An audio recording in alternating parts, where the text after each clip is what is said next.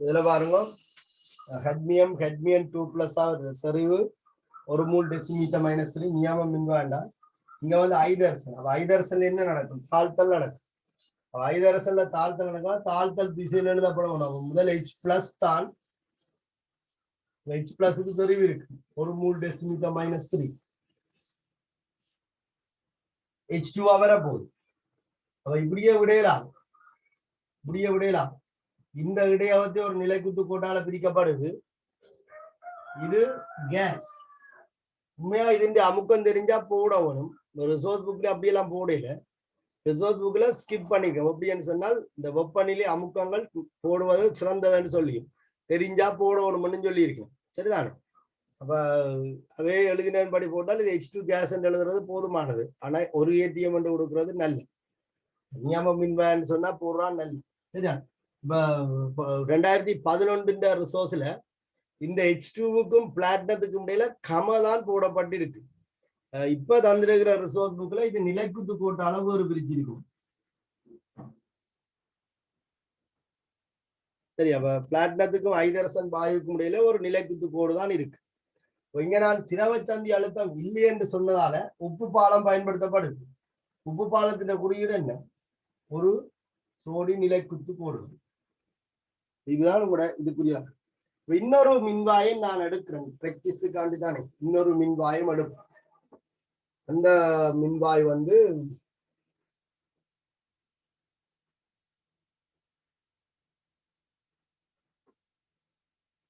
ஐதரசனும் செப்பும் என்று எடுத்துக்கொள்ளும். செப்பு ஐதரசன் மின்வாயும் என்று எடுத்துக்கொள்ளும். அப்ப செப்பும் ஐதரசனும் மின்வாயும் ஒரு மின்ரசாயன கலத்தை ஆக்கும் போது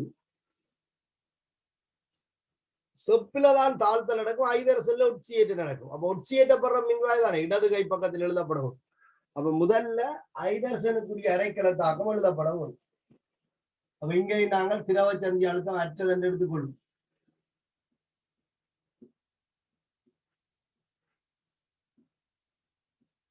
திரவச்சந்தி அழுத்தம் அற்றது. இங்க நீங்க எழுதும் போது செப்பில தாழ்த்தல் நடக்க போகுது. இடது கை பக்கத்தில் எப்போதும் எது எழுதப்படும்? ஒட்சியேற்ற அரைக்கலத்தாக்கம் எழுதப்படும். ஆகவே பிளாட்டினம் சொலிட் முதல்ல எழுதப்படும். அது இந்த இடையாவத்தை ஒரு நிலைக்குத்து கோட்டால பிரிக்கப்படும். அதான் நான் உங்களுக்கு ஒரு மிரர் வைத்தால் நல்ல மனுஷன். H2 கேஸ் இதுவுமே அமுக்கம் போட்டா நல்ல நியமம் மின்பான்னு சொன்ன ஒரு H2 வெப்பநிலை போடுறோம்னா கீழே தான் போடும், இதுலதான் போடும். இங்க திரவச்சந்தி அழுத்தம் அற்றது என்பதால நான் இதிலேயே போட்டுக்கொள்றேன். H2 என்ன செய்ய போகுது? ஒட்சியேற்றப்பட போகுது. அப்ப H+ 1 மூல் டெசிமீட்டர் -3. சரி, H+ 1 மூல் டெசிமீட்டர் -3. திரவச்சந்தி அழுத்தம் அற்றது என்பதால உப்பு பால் ஒரு சோடி நிலைக்குத்து கோடு. செப்பிலதான் தாழ்த்தல் நடக்கும். இந்த அரைக்கிழமை Cu2+ கரசன் 1 மூல் டெசிமீட்டர் -3 Cg. சரி, உங்களோட பேர்களை நீங்க ஒருக்கா பார்த்துக் கொள்ளுங்க.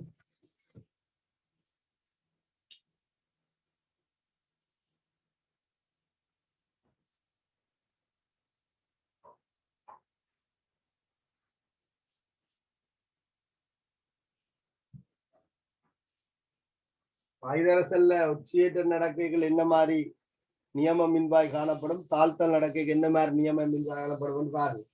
ரெண்டும் ஒரே மாதிரி தான் இருக்கு. அப்படியே தூக்கி பக்கத்தை மாத்தி போட்டு விட்டால் சரி.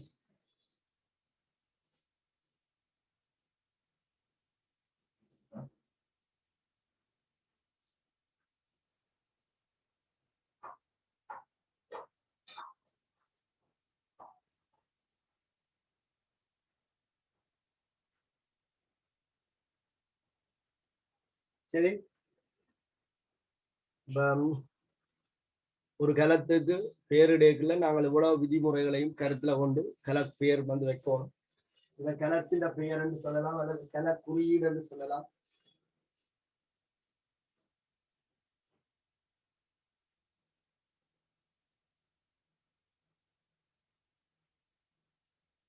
அனோட்டின் தாழ்த்தல் அழுத்தம் குறைவு என்ன ஒட்சியேற்றப்படுற மின்வாயின் தாழ்த்தல் அழுத்தம் குறைவு ஐதரசனுக்கு 0 செப்புக்கு 0.34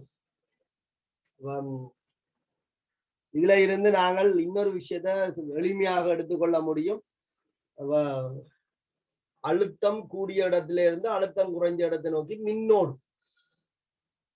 அப்ப இந்த ரெண்டு மின்வாய்களும் பார்க்கும்போது செப்பில இருந்து ஐதரசனை நோக்கி மின்னோடு அழுத்தம் கூடிய மின்வாய் நேர்மின்வாயாக தொழிற்படும் அழுத்தம் குறைஞ்ச மின்வாய் மறைமின் அப்ப இனி நீங்க இலத்திரண்டு ஓட்டத்தை பார்க்க வேணுமென்ற தேவை இல்லை ஏன் அழுத்த வேறுபாடு உங்களுக்கு நியம மின்வாய் அழுத்தம் தெரியும் என்று சொன்னால் மின்னோட்டத்தின் திசை உங்களுக்கு தெரியும் மின்னோடுற திசையை வச்சுக்கொண்டே நேர்மறை முனைகளை கண்டுபிடிக்கும் இந்த மின்வாயில பாத்தீங்கன்னு சொன்னால் மெக்னீசியம் செப்பு கல குறியீட்டுல மெக்னீசியம் இடப்பக்கம் எழுதப்பட்டிருக்கு ஆகவே மெக்னீசியத்தில ஒட்சியேற்றம் நடக்குது செப்பு தாழ்த்தல் நடக்குது மெக்னீசியத்தின் தாழ்த்தல் அழுத்தம் குறைவு செப்பின தாழ்த்தல் அழுத்தம் கூட அப்ப அழுத்தம் கூடின இடத்துல இருந்து அழுத்தம் குறைஞ்ச இடத்தை நோக்கி மின்னோடு அப்ப நேர்முனைவில இருந்து மறைமுனைவை நோக்கி மின்னோடு அப்ப இந்த மின்கலத்துல யார் நேர்மின்வாய் செப்பு மின்வாய் நேர்மின்வாய் மெக்னீசியம் மின்வாய் மரமின்வாய் அப்ப நான் உங்களுக்கு முதல் இலத்திரண்டு ஓட்டத்தை வச்சுக்கொண்டு முன்ன கண்டுபிடிக்கிற சொல்லி தந்தேன் இனி அழுத்தத்தை வச்சுக்கொண்டே முன்ன கண்டுபிடிக்கும்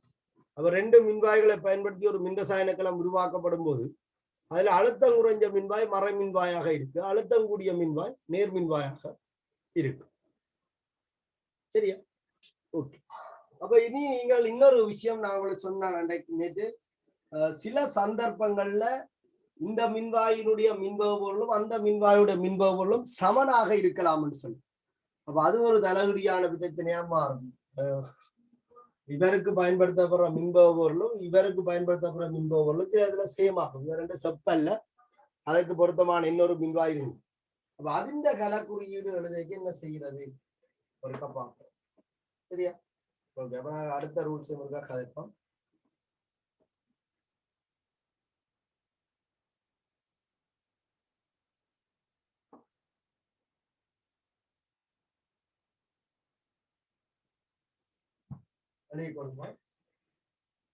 இரண்டு மின்வாய்களுக்கு அடுத்த ரூல்ஸ்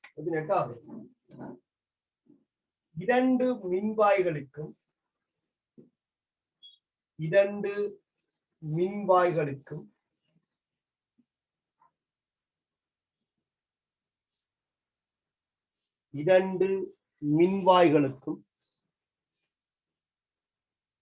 பொதுவான மின்பகு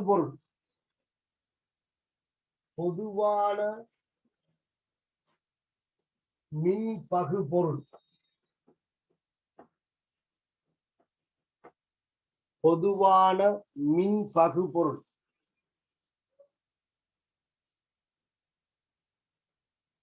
பயன்படுத்தப்படின்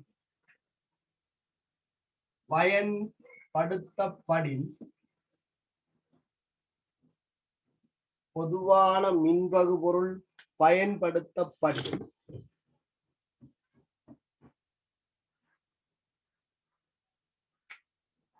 உதாரணமாக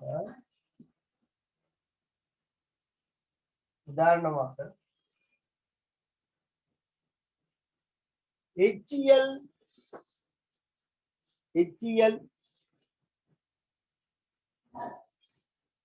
மின்பகு பொருளானது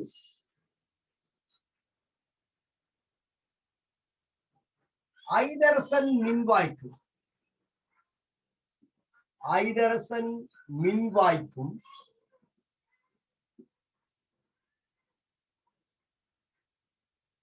குளோரின் மின்வாய்க்கும்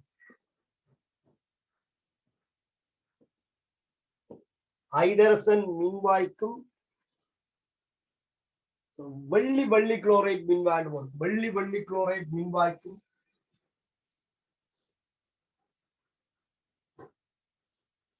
உங்களுக்கு பரிச்சயமானது வெள்ளி குளோரைட் மின்வாய்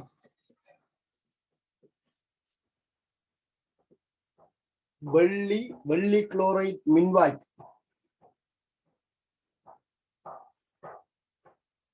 பயன்படுத்தப்படி வெள்ளி குளோரைட் மின்வாய்க்கு பயன்படுத்தப்படி பாருங்க ஒரு மின்வாய் ஐதரசன் மின்வாய். ஐதரசன் மின்வாயில மின்வாய் பொருளுக்கு H+ தேவை. வெள்ளி வெள்ளி குளோரைட் மின்வாயில Cl- தேவை. அவ HCl என்பது ரெண்டு பேருக்கும் பொதுவான ஒரு மின்வாய் பொருளாக காணப்பட போகுது. ஐதரசன் மின்வாய்க்கும் வெள்ளி வெள்ளி குளோரைட் மின்வாய்க்கும் பொதுவான ஒரு மின்வாயாக காணப்படும். ஆகவே இந்த ஐதரசன் மின்வாய் வெள்ளி வெள்ளி குளோரைட் மின்வாய் பார்த்தீங்கன்னு சொன்னார், ஐதரசன் மின்வாயினுடைய மின்வாய் அழுத்தம் 0. வெள்ளி வெள்ளி குளோரைட் மின்வாயுடைய மின்வாய் அழுத்தம் 0.2. அப்ப இவர் தான் தாழ்த்தப்படும், இவர் ஒட்சியேற்றப்படும். அப்ப இவருக்கு நாங்கள் அரைக்கலாம் எழுதும் போது ஒரு சடத்துவ மின்வாய் பயன்படுத்துவோம். பிளாட்டினம் சாலிட், நிலைக்குத்து கோடு, H2 கேஸ். விரும்பினா ஒரு ஏடிஎம் அமுக்கம் மட்டும் போட்டுக்கொள்வோம். அடுத்த இடையாபத்து H+ aqueous 1 mole decimeter -3. 1 mole decimeter -3. சரியா? ஓகே.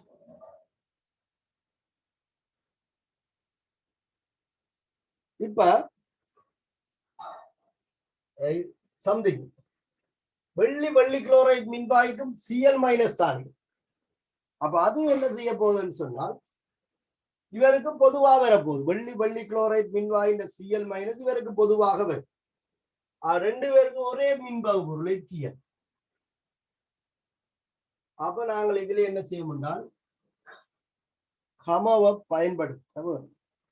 பயன்படுத்தி HCl இருக்கிற அவற்ற Cl- மின்பாகு பொருளாக எடுத்துக்கொண்டு சரிதானே, அவற்ற மின்பாகு பொருளை Cl- ஆக எடுத்துக்கொண்டு அங்கால பலமையை போல எழுதவும்.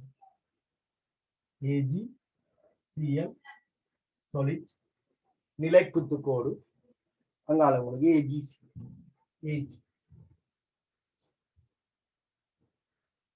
அதிண்ட வேறிடு உங்களுக்கு ஓகே தானே? இது தாழ்த்தப்படுற சந்தர்ப்பம் என்றா மின்பாகு பொருள் Cl-, AgCl திண்மம் Ag. இந்த ரெண்டு மின்வாய்களும் ஒரு சோடி நிலைக்குத்து கோட்டாலேயோ அல்லது தொடர்ச்சியற்ற கோட்டாலேயோ வேறு பிரித்து காட்டப்படவில்லை. சமவால வேறு பிரித்து காட்டப்பட்டிருக்கு. ரெண்டு மின்வாய்களுக்கும் பொதுவான மின்பாகு பொருள் பயன்படுத்தப்படும். அதான் சொல்றேன். உதாரணமாக HCl ஐதரசன் மின்வாய்க்கும் வெள்ளி வெள்ளி குளோரைட் மின்வாய்க்கும் பயன்படுத்தினால் இந்த கலத்தின் கலக்குறியீடு இப்படி எழுதப்படும். இது உங்களுக்கு இந்த ரெண்டு கலங்களும் வேறு பிரித்து காட்டப்பட மாட்டாங்க. இது அப்ப இந்த கம என்னதை குறிக்குது என்றால் இவற்ற கட்டணவருடைய அந்நியனும் குறித்த ஒரு மின்பாகு பொருளுக்குரிய குறிக்கும்.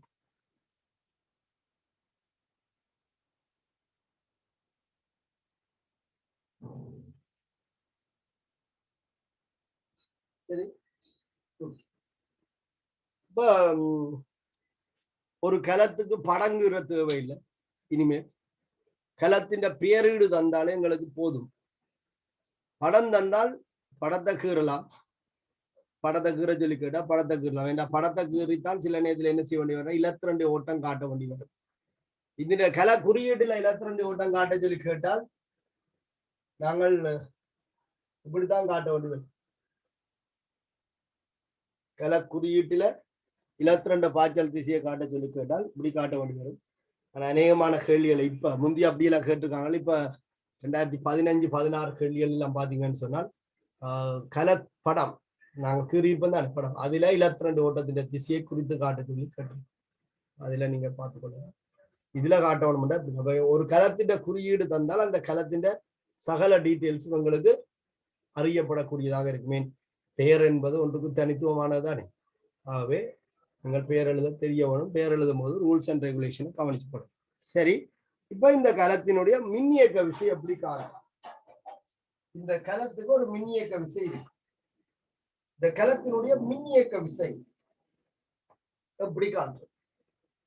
ஒரு களம் இருக்கு. அந்த களத்தினுடைய ஐதரசன் செப்பு மின்ரசாயன களம், நாக சட்டன் செப்பு மின்ரசாயன களம், ஏதோ ரெண்டு மின்பாய்களை இணைச்சு ஒரு மின்ரசாயன கலத்தை ஆக்க போறோம். அந்த மின்ரசாயன கலத்தின் மின்னியக்க விசை எப்படி இருக்கு, ஒரு மின்ரசாயன கலத்தின் மின்னியக்க விசை எவ்வாறு காணும்? சரியா? ஒரு மின்ரசாயன கலத்தின் மின்னியக்க விசை என்ன மாதிரி தொடர்பு பாருங்க. ஒரு கலத்தினுடைய மின்னியக்க விசை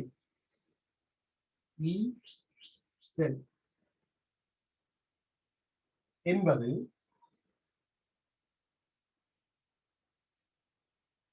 கதோட்டினுடைய மின்பாய் அழுத்தத்தில் இருந்து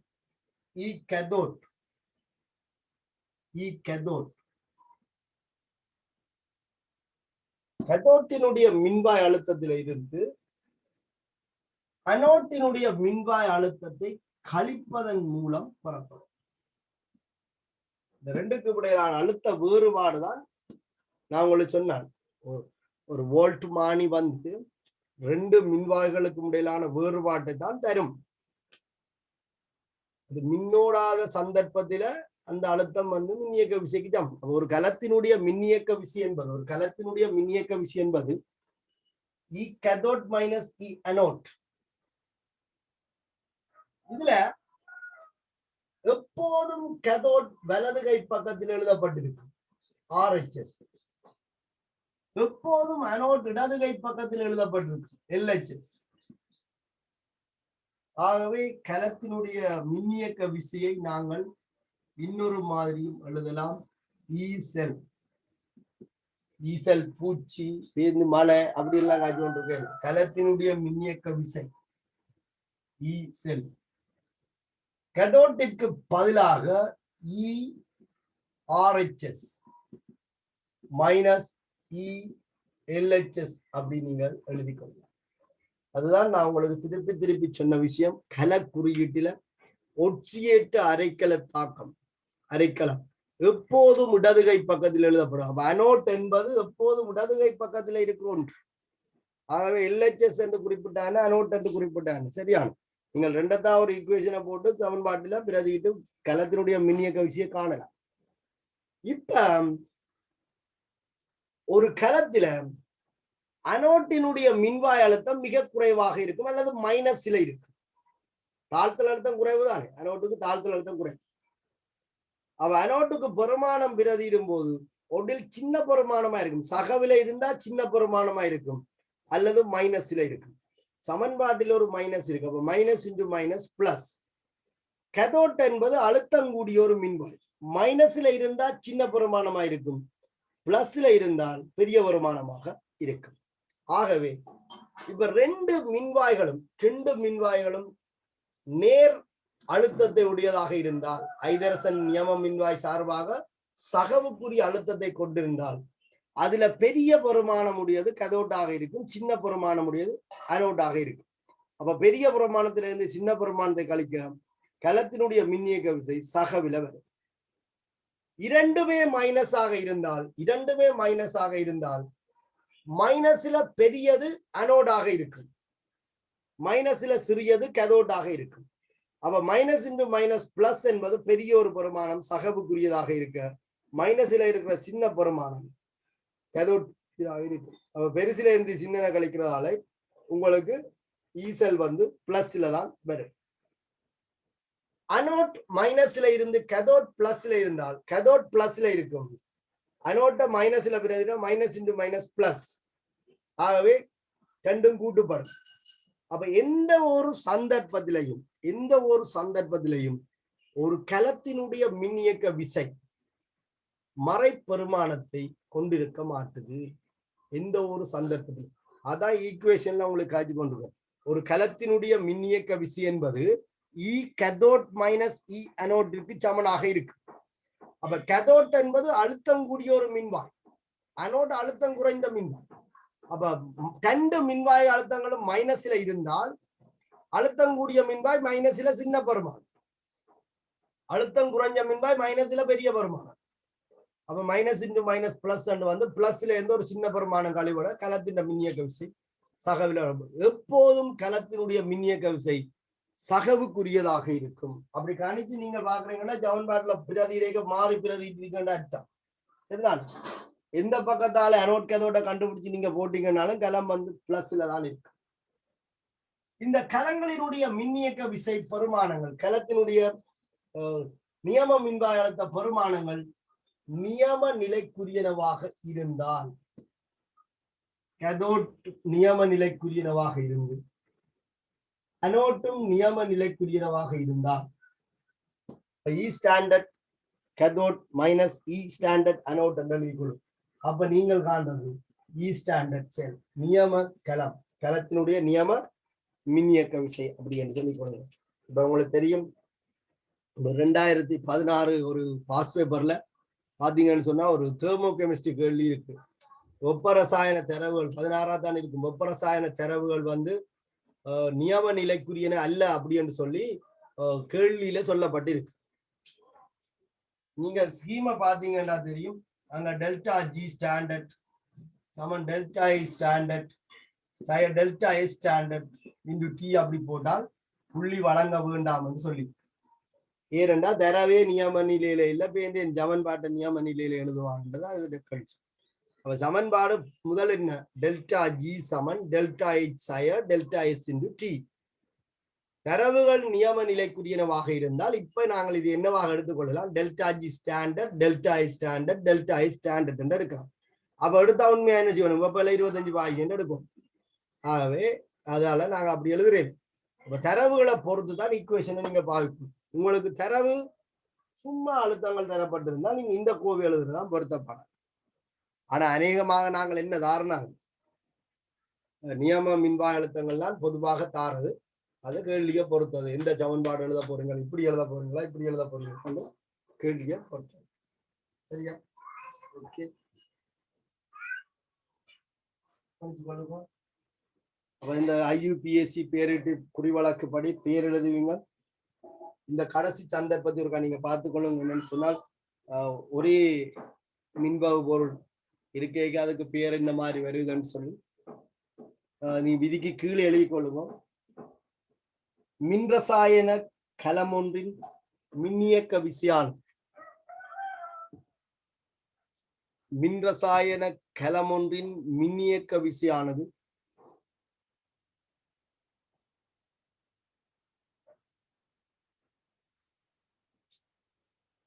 மின் ரசாயன கலம் ஒன்றின் மின்னியக்க விசையானது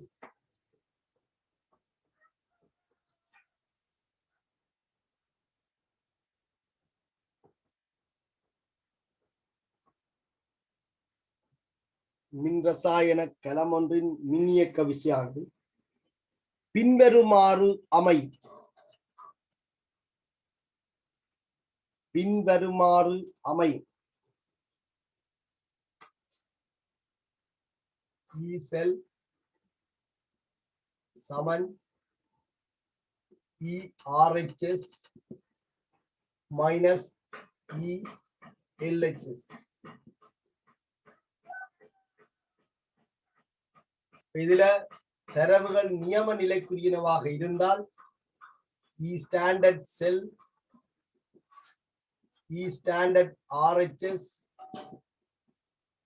மைனஸ் E ஸ்டாண்டர்ட் LHS.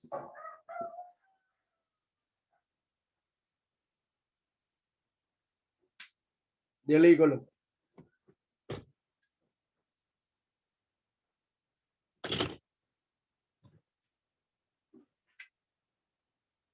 இது கீழே எழுதிக்கொள்ளுங்க.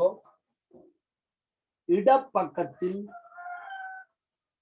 இடப்பக்கத்தில் இடப்பக்கத்தில் இடப்பக்கத்தில் எப்போதும் IUPAC ரூல்ஸ் அதான் சொல்லு, எப்போதும் இடப்பக்கத்தில் எப்போதும் அனோட் மின்வாயும் அனோட் மின்வாயும் அனோட் மின்வாயும்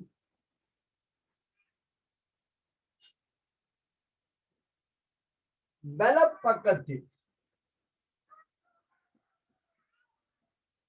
வலப்பக்கத்தில் எப்போதும் கேத்தோட் மின்வாயும்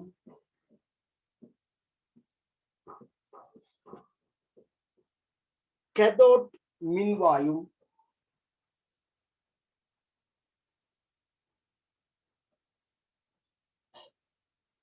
கேத்தோட் மின்வாயும் எழுதப்படுவதால்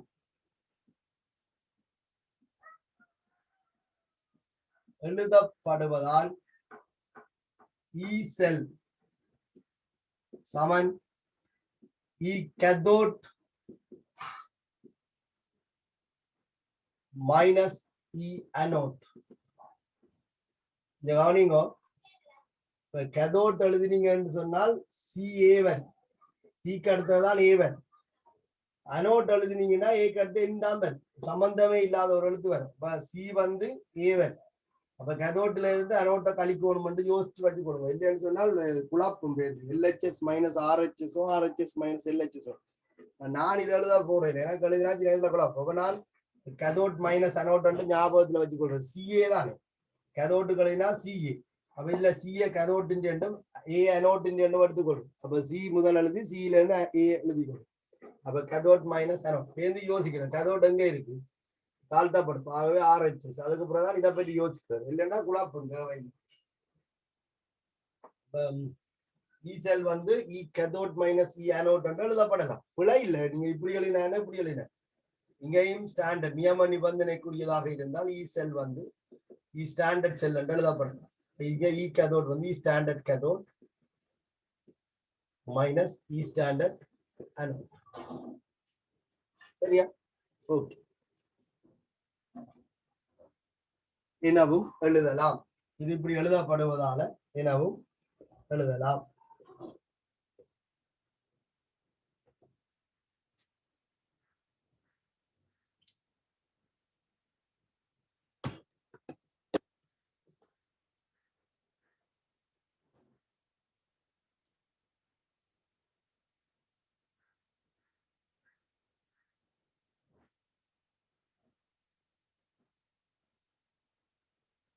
சரியா?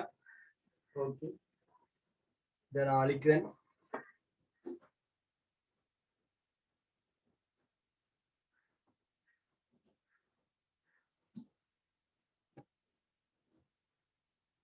கீழே எழுதி கொள்ளுங்க. மின்ரசாயன கலத்தில்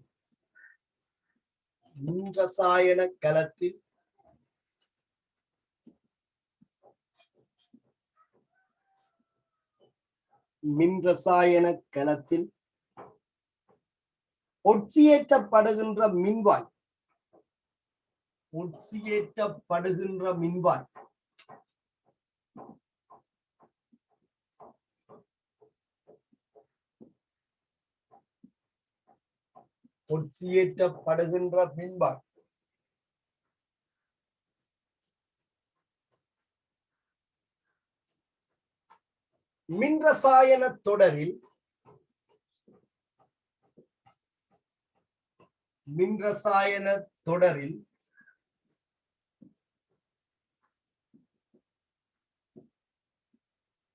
மின்ரசாயன தொடரில்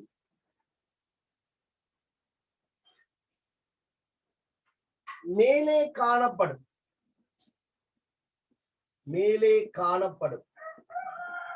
அப்ப பார்க்க விளங்கும். சட்டெண்ணையும் செப்பையும் எடுத்தீங்கன்னா உங்களுக்கு உதாரணமாக விளங்கிக் கொள்ளும். சட்டன் மேலே இருக்கு, செப்பு கீழே இருக்கட்டும். மின்ரசாயன தொடரில் மேலே காணப்படும்.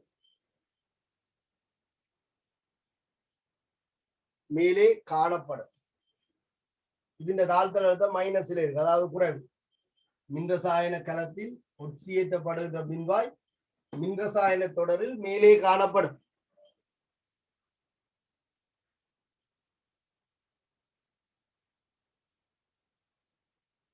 இதன் தாழ்த்தல் அழுத்தம் தொடர்ந்து கொள்வோம். இதன் தாழ்த்தல் அழுத்தம்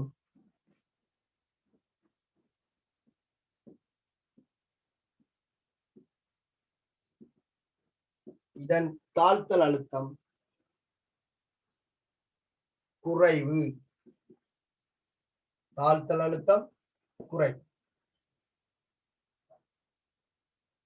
எனவே மறை மின்வாயாக, மறை மின்வாயாக.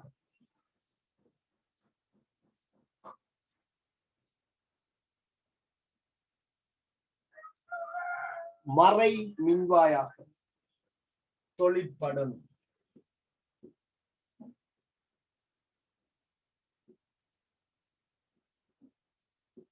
மறை மின்வாயாக தொழிற்படும்.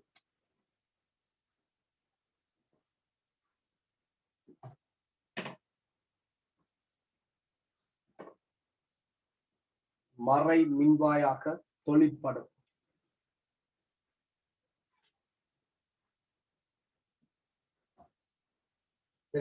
தொழிற்படும். மின்வசாயன காலத்துல ஒட்சியேற்றப்படுகிற மின்வாயின் மின்வாய் அழுத்தம் குறைவு. அழுத்தம் குறைஞ்ச மின்வாய் மறை மின்வாய், அவ்வளவுதான். இதுண்ட மறுதலையே நீங்கள் இனி குறிப்பிட்டுக் கொள்ளலாம். என்னண்டு இப்ப கீழே இருக்கிறது தாழ்த்தப்படும், அதுக்கு தாழ்த்தல் அழுத்தம் கூட, அப்ப அது நேர் மின்வாயாக தொழிற்பட போகும். சரியா? அப்ப இந்த பந்தியை கவனிச்சு கொள்ளுங்க. இதே மாதிரி நாங்கள் மாத்த போறோம். அடுத்த பந்தி அலை கொள்ளுங்க. மின்ரசாயன களத்தில், மின்ரசாயன களத்தில்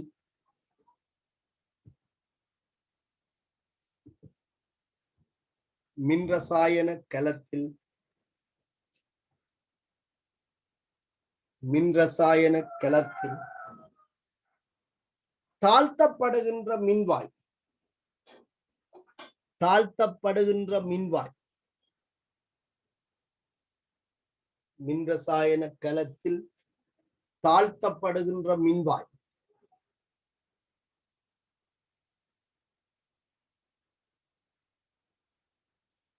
மின்ரசாயன தொடரில் கீழே காணப்படும். மின்ரசாயன தொடரில் கீழே காணப்படும்.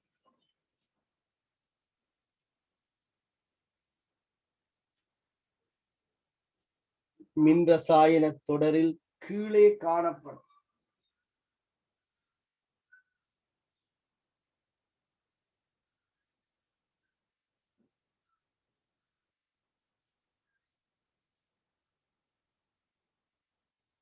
இதன் தாழ்த்தல் அழுத்தம் உயர்வு. இதன் தாழ்த்தல் அழுத்தம் உயர்வு. இதன் தாழ்த்தல் அழுத்தம் உயர்வு.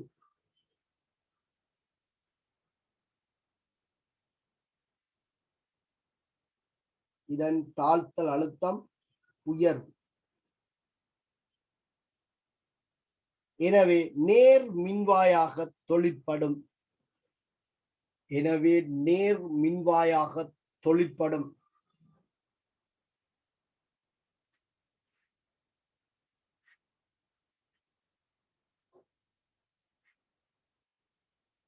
நேர் மின்வாயாக தொழிற்படும்.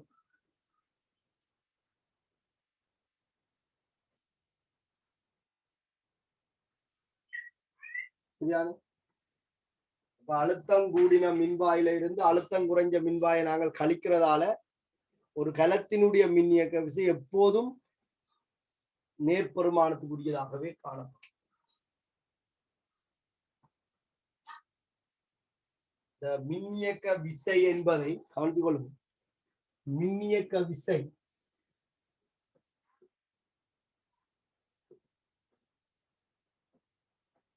ஆங்கிலத்துல எலக்ட்ரோ எலக்ட்ரோ மோட்டிவ் ஃபோர்ஸ் என்று சொல்றோம். எலக்ட்ரோமோட்டிக் ஃபோர்ஸ், மின்னியக்க விசை. அதனால இது ஆங்கிலத்துல இஎம்எஃப் அப்படி குறிக்கப்படும். இஎம்எஃப் இஎம்எஃப் என்று குறிக்கிறது. நீங்க பிசிக்ஸ்ல எங்கேயும் பாதி இஎம்எஃப். தமிழ்ல நாங்கள் எப்படி எழுதிக்கொள்ளலாம்? மின் ரசாயன தொடர்பு, மின் ரசாயன மின்னியக்க விசை, மின்னியக்க விசை. சரி, அது சில இடத்துல குறிப்பிட்டிருந்தா இந்த என்ன இஎம்எஃப் என்று யோசிக்காதீங்க, இங்க நோட் பண்ணி வச்சுக்கோங்க. மின்னியக்க விசைக்கு ஆங்கிலம் எலக்ட்ரோமோட்டிவ் ஃபோர்ஸ், அதை இஎம்எஃப் என்று குறிக்கலாம்.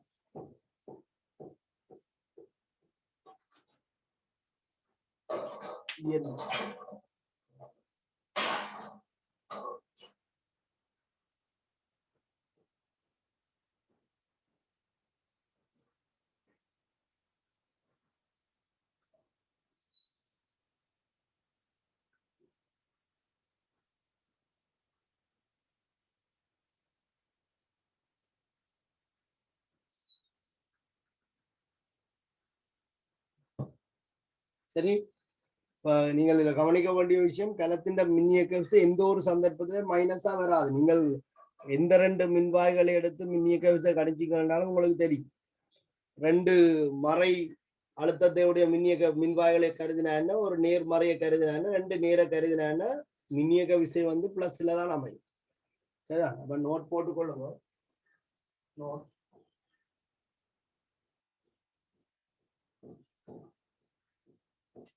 கலமொன்றின் மின்னியக்க விசையானது கலமொன்றின் மின்னியக்க விசையானது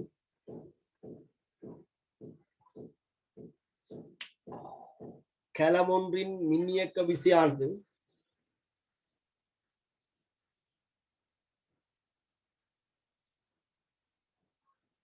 எப்போதும் நேர்கணியமாக அமையும். எப்போதும் நேர்கணியமாக அமையும். கலமொன்றின் மின்னியக்க விசையானது எப்போதும் நேர்கணியமாக அமையும். கலமொன்றின் மின்னியக்க விசையானது எப்போதும் நேர்கணியமாக அமையும். இந்த கலக்குறியீடு சம்பந்தமாக நீங்கள் திருப்பி பார்த்து வையுங்க. ஏனென்றா கலத்துக்கு பேர் எழுத சொல்லி கேட்கிறோம். அநேகமா மின்ரசாயன கலம் தொடர்பாக வார கேள்விகள் இலகுவாக இருக்கிறது. நீங்கள் பாஸ் பேப்பரை பார்த்தா தெரியும். பேசிக் தியரியை வச்சுக்கொண்டு கேள்விக்கு படி எடுக்கக்கூடிய மாதிரி இருக்கும். மின் வகுப்பும் சில பேர் பயப்படுறவே, மின் வகுப்புல ஒரு சமன்பாடு இருக்கு, சமன்பாட்டுகளால தீர்வு எடுக்க கேள்விக்கால விட தானா வந்துட்டு போகும். சரியா? மற்ற பாடங்கள் சப்ஜெக்ட்ல இருக்கிற இப்ப எங்களோட கெமிஸ்ட்ரியிலேயே மற்ற அலகுகள்ல இருக்கிற அளவுக்கு ரிஸ்க் இந்த மின்ரசாயன கலத்துல இல்லை. சிலது யோசிக்கும், ஒவ்வொரு அலகு படிப்பிக்கவும் தான் சொல்றோம். சரி, என்ன செய்ய, கெமிஸ்ட்ரியே சுகமாண்டா ஒவ்வொரு அலகு படிப்பிக்க அப்படித்தான் சொல்லுவோம். சரியா? ஓகே, சரி. நான் இதோட இந்த வகுப்பை நிறைவு செய்து விடுறேன். அடுத்த வகுப்பு நான் கொஞ்சம் கேள்வி போட்டு விடுறேன். அப்படி போட மறந்தா நீங்க எனக்கு ஒரு ஞாபகப்படுத்துங்க. கிடக்கிற கேள்விகளை போட்டு விடுறேன், அதன்படி நீங்கள் செய்து பாருங்க. இந்த கேள்விகளை அடுத்தடுத்த கிளாஸ்ல செய்வோம்.